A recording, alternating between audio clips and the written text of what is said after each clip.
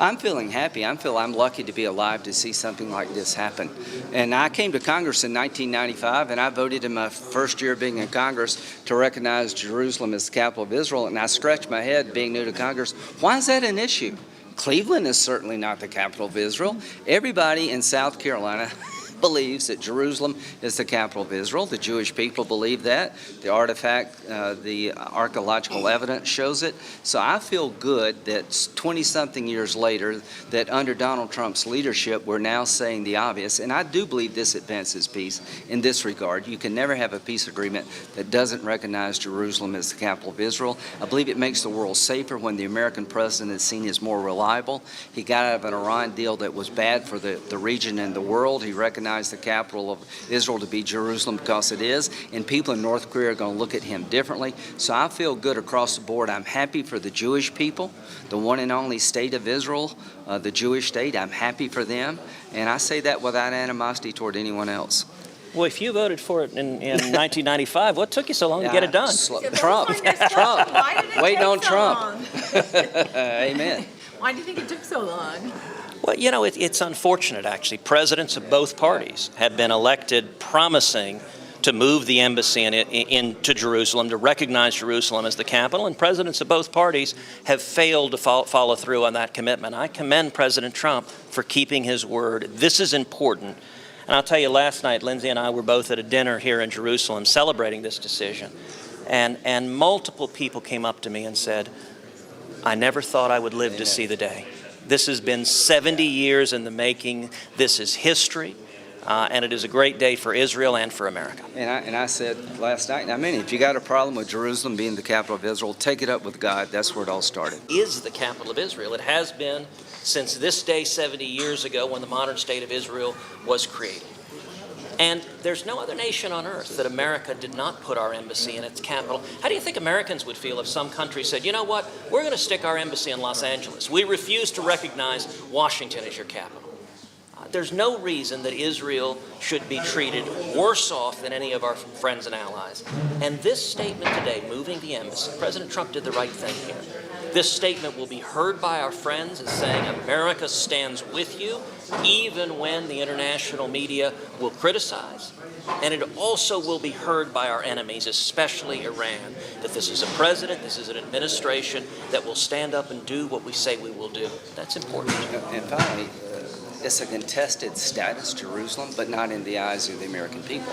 Since 1995, every Democrat and every Republican but two recognized Jerusalem as the capital of Israel. It's been bipartisan for over 20 years. We're finally actually doing something about it.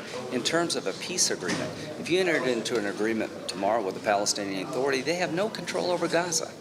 So how do you expect a peace agreement to be enacted when the community is divided? The Palestinian Authority can't even run hospitals in Gaza, much less impose a peace agreement.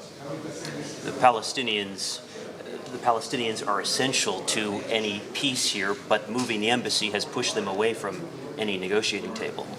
I don't buy that at all. The bottom line, the Palestinians are divided.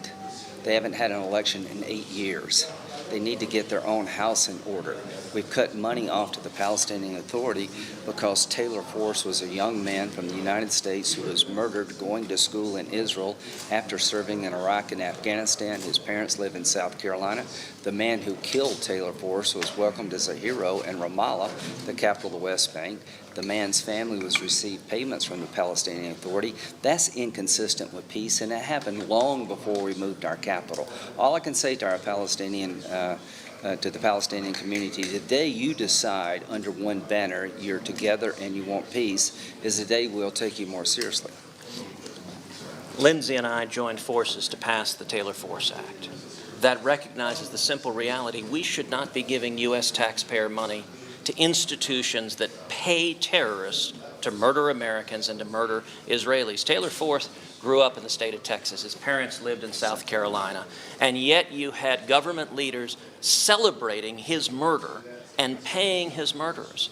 The impediment to peace is not the nation of Israel. Israel wants peace. But there's not going to be peace unless and until the Palestinian leadership, number one, acknowledges Israel's right to exist as a Jewish state, and number two, renounces terrorism. Until that happens, I think peace will prove elusive, but I also think appeasement never produces peace. Appeasement is the wrong approach, and the chances of peace today have gone up because we've demonstrated that America will stand strong and will not be beaten around by criticism in the global media, but instead will stand by our friends and allies and stand up to our enemies.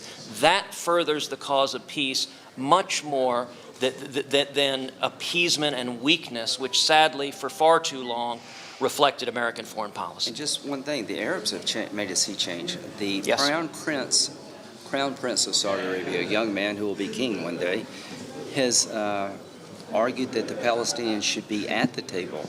He's urging the Palestinians to go back to the peace table after we made the announcement to move our embassy to Jerusalem.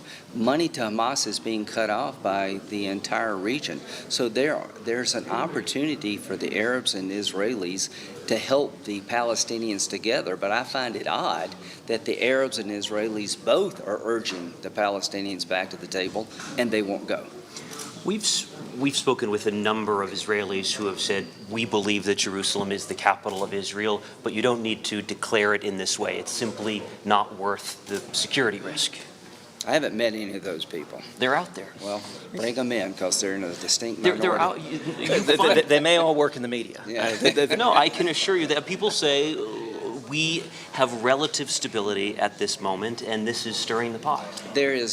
Your premise is wrong. The one thing that unites American politicians is Jerusalem should be the capital of Israel. We're in a Congress where we can't declare Sunday a holiday. But for 25 years almost, Republicans and Democrats have had a unified voice that Jerusalem should be the capital of Israel. It is the predominant position in this country. Name one major party, right, left, or middle, who objects to this, says it's destabilizing. Israel has like 150 parties. There's a party for every 10 people. The bottom line is they all agree on one thing. The Iran deal is bad, and Jerusalem's the capital of Israel. Well, and I'll tell you what unifies people is the incredible danger posed by the Obama-Iran deal.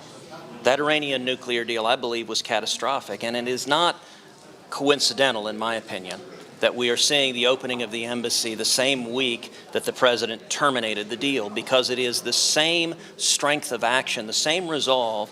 And, you know, it's striking that I've joked that actually retroactively Obama may have deserved the Nobel Peace Prize because he managed to do something that had never happened before, which is unify the Israelis and the Arabs. And all you had to do is sign an agreement that puts Iran on the inevitable path to getting nuclear weapons, and suddenly the Israelis and the Arabs were joined in saying, are you out of your mind? This is terrible. This is an existential threat. And, you know, I've joked existential, as Prime Minister Netanyahu put it, does not mean Frenchmen in black berets chain smoking. It means literally going to the very existence of Israel. The Ayatollah Khamenei, in the midst of negotiating the Obama-Iranian nuclear deal, led chants of death to America and death to Israel.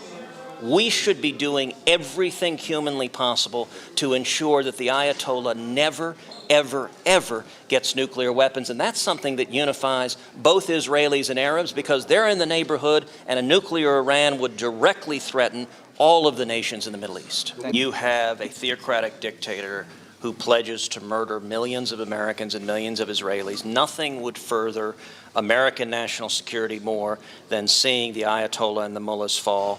You know, we saw in recent months incredible brave protesters. We saw Iranian women pulling off their veils, risking death because they wanted to be free. They wanted to be free of radical Islamic oppressive Sharia rule. And I, for one, am cheering on the Iranian people. The Iranian people want to be free of this, and nothing would further peace more than seeing the Ayatollah and the mullahs fall from power. You've had a lot of young Iranians go to the street to be shot down by their own government. If the Iranian government will kill their kids, what do you think they would do to yours? Remember Nadia out in the streets dying? Remember the signs during the uprising? President Obama, are you with us or are you with them? One of the great disappointments of the Obama administration is sitting on the sidelines as the Iranian people had an election stolen from them by the Ayatollah and his henchmen and not doing a damn thing about it. He sat on the sidelines and he watched people be murdered. He did not lend his voice to the cause because he was worried about interrupting the negotiations, that it would be an impediment to peace. He gave Iran Syria. Hezbollah and Iran came to Assad's aid when he was on the ropes, and we did nothing about it because of this obsession with a deal. So regime change will come in Iran. It won't be an American invasion. We're not going to invade Iran, but the people are going to get tired of living this way. Every construct, every assumption of this deal was that the Iranians would be better off because the government would have more money to improve the quality of their lives. They took the money, they built up the military, they're dismembering the region. The reason the Ayatollah will fall one day is because he's oppressed the Iranian people, and his model of governance has not stood the test of time, and we got to go.